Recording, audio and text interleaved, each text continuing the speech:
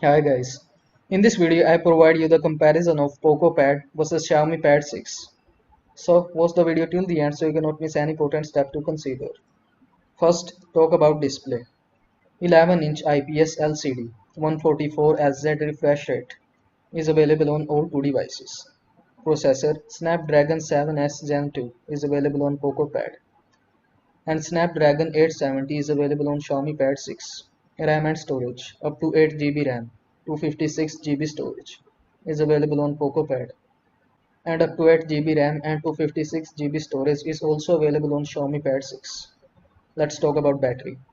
10,000 mAh with 33-volt fast charging is available on Poco Pad and 8,840 mAh with 33-volt fast charging is available on Xiaomi Pad 6.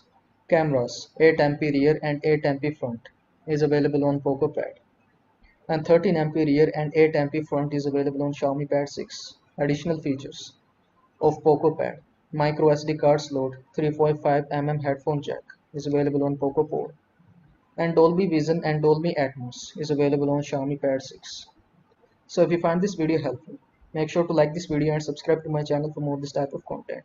I'll see you in the next video. Thanks for watching.